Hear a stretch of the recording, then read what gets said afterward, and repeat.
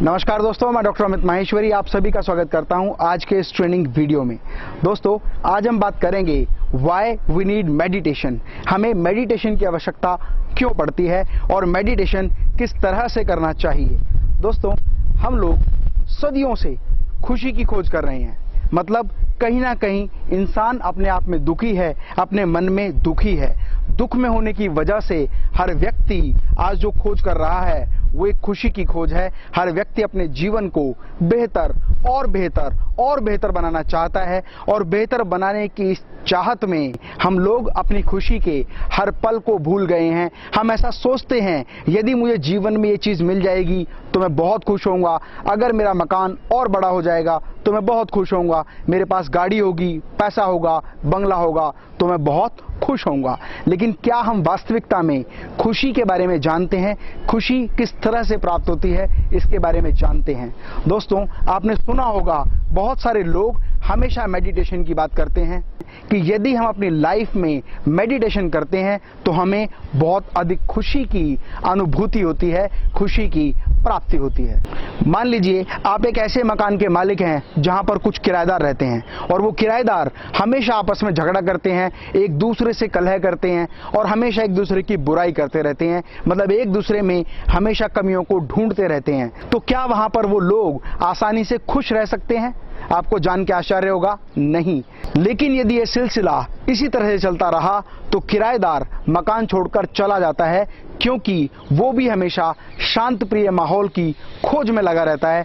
उसे ऐसा महसूस होता है जहां पर मैं रह रहा हूं वहां पर मुझे खुशी नहीं मिल सकती, इसलिए वो किराएदार अपने मकान को छोड़कर चला जाता है। लेकिन क्या मकान मालिक अपने मकान को छोड़कर जाता है?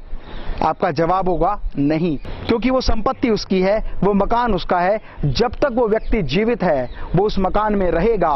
उसके मन में हमेशा एक चाहत बनी रहेगी कि यदि हमारे पास कोई भी किराएदार आए तो वो खुशी से रहे। लेकिन खुशी से रहना केवल तभी संभव है जब आपके और आपके किराएदार के रिलेशन बहुत अच्छे होंगे, आपस में प्यार होगा, एक दूसरे का मान सम्मान होगा, तभी वो रिलेशन बेहतर बन सकते हैं। ठीक उस तरह से हमारा शरीर भी एक मकान है और उसमें दो किराएदार हैं, एक हमारा मन, दूसरी हमारी आत्मा। लेकिन हमारा मन हमेशा इस चाहत में लगा रहता है कि हमें अपने जीवन में हर उपलब्धि को हासिल करना है, हर बेहतरीन चीज को लेना है, हर बड़ी से बड़ी चीज को पाने की चाहत हमेशा हमारे मन में रहती है, जिसकी वजह से हम अपने शरीर को बहुत अधिक कष्ट देते हैं, बहुत अधिक परेशानियों से जूझने के लिए प्रेरित करते हैं। और शरीर भी मन द्वारा निर्धारित चीजों को पाने में हमेशा उसकी मदद में लगा रहता है। लेकिन इस जद्दोजहद में कई बार हम इतने थक जाते हैं, इतने टूट जाते हैं, जिसकी वजह से हम उन चीजों को आसानी से हासिल नहीं कर पाते, जिस वजह से हमारा मन बहुत दुखी हो जाता है।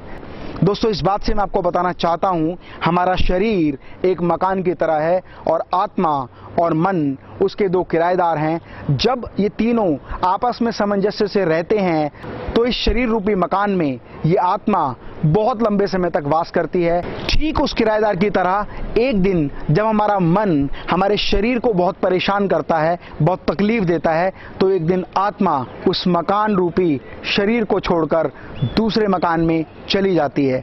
यदि हम दीर्घायु प्राप्त करना चाहते हैं और जीवन में बहुत खुश रहना चाहते हैं तो हमें हमारे मकान रूपी शरीर और किराएदार रूपी आत्मा एवं मन का आपस में सामंजस्य बिठाना बहुत जरूरी है।